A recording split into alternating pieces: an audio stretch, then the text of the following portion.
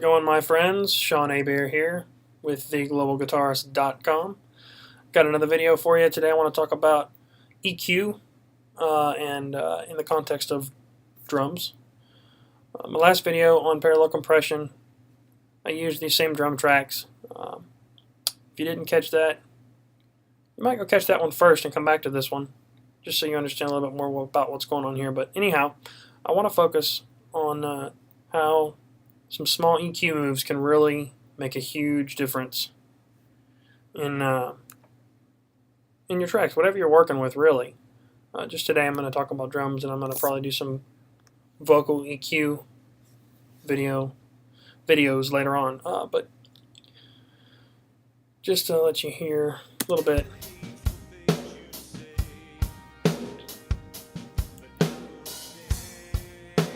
So I've got kick in, kick out, snare top and bottom, overheads, two toms, and two room mics, one near and one far.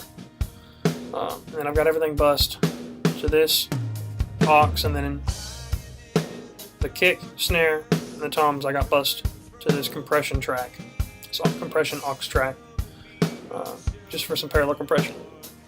So that's what I got. And one aspect that I really wanted to talk about today was toms. Toms can be frustrating.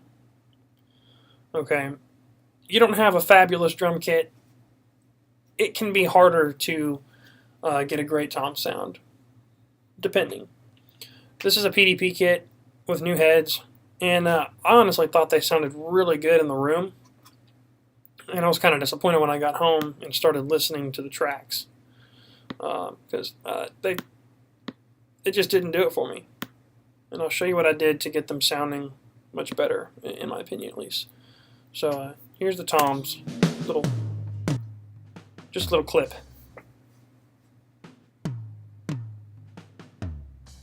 So not horrible, but that's after EQ actually.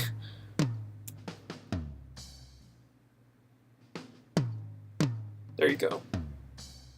That's the raw track right there. Not horrible, but could have been much better. And I'll show you what I did. And they always sound maybe a little dull and lifeless out of context with the mix and with, you know, the rest of the compression and everything. So keep that in mind. But some simple EQ really brought these toms out and got them sounding a lot better, in my opinion. Excuse me. So let's check this out before and after. That's without. Here's with on the high tom. Okay, and I'll bring back in on the low tom. And there's no compression on this. I didn't use any compression on these tracks, only on this compression bus here. So what I found on these toms, they were really splatty. And maybe they were tuned a little too low, and the heads were a little too loose. Or maybe you had the mic pointed, you know, too much right at the stick for the stick attack. But see, that's just too much top end me, a little too splatty.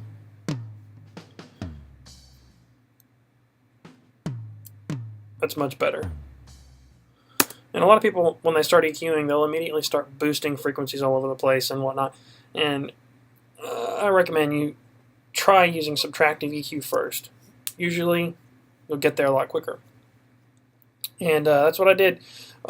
Obviously, I started with a huge frequency sweep, okay? And I wound up landing somewhere around 4.8, 4.9 was where the, hear that? It's kind of where that attack of that stick is. Got rid of that. And it's kind of amazing. You'll find most of the time you get rid of stuff that you don't need, and it just allows all the good stuff to come through much better. And that's exactly how I felt about this. I got rid of that splat. I got rid of a little bit of this low mid 500 hertz area, and then I boosted. That high tom was sitting around 100 hertz. Hear that? Boom. So I just gave a mild boost around right there just to bring it out. So, similar with the floor tom, that splat was sitting right there.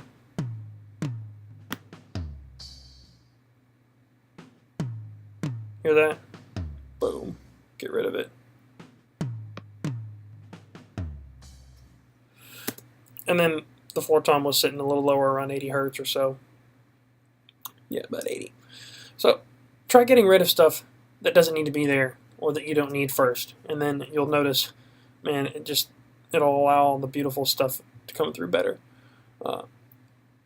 Doesn't really sound all that amazing by itself. Bring it back into the context of the whole kit with some parallel compression. Check this out.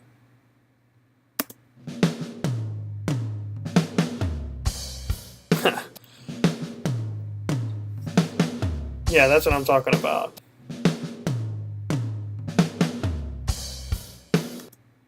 Bring the song back in.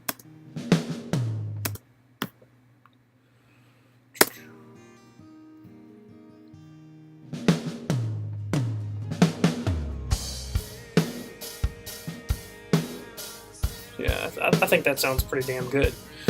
So check this out. I'll show you what I did with the snare. Snare wasn't bad. It's a pork pie snare. Really, I just kind of swept around and looked for that ringing frequency in there. Okay.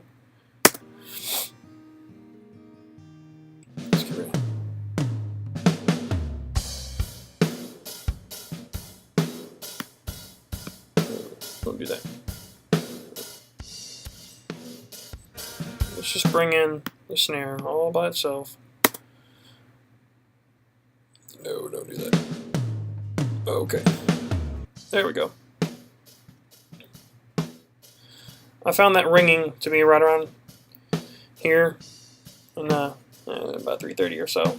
I got rid of that about a 6 dB. Oh, that's fabulous.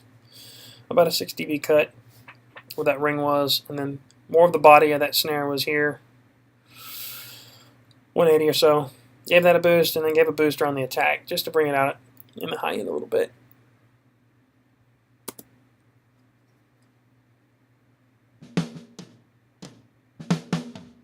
And again, before, after.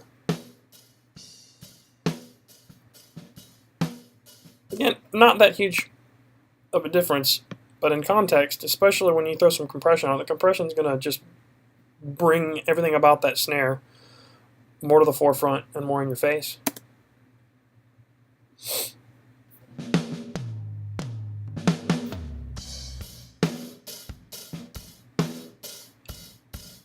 So let's take this EQ out. A little bit flat, a little bit of ring in there with the EQ. See, just cleaned it up nicely. Brought a little bit of that fatness back in there. Before. After. See, a little bit of EQ, and you can really make a difference. Kick. I've talked about my kick trick. Getting rid of the low end here, the low mids actually, of a kick drum can get rid of that boxiness. So watch, I'll bring this band back in. I mean, I'll take it out first.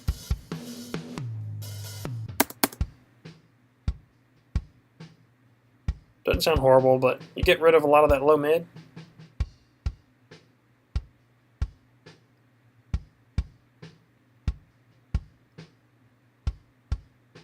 See what that did? Once again, get rid of something that's not necessarily needed, and it really allows the lower end here to come through a little more. And of course, I gave a little bit of boost there, and a little bit more, a little bit of a boost for the beater. I think you catch my drift, though. It takes practice, and trust me, I didn't do this in 5 minutes. I spent quite a bit of time just going through these and really trying to figure out what I did wrong, because I felt like they all sounded really good in the room, And I think they turned out good, but, I'll learn as I go along. And mic placement, the tuning, all these things just has a huge effect on the final outcome. So keep that in mind. There's no one-shot trick that just gives you magical drums or a magical mix or anything like that. Step-by-step thing.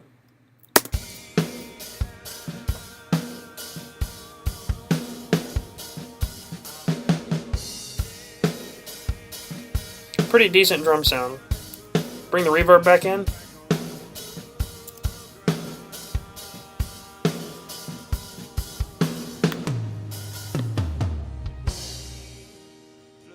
Huh. I think those toms just turned out sounding fat.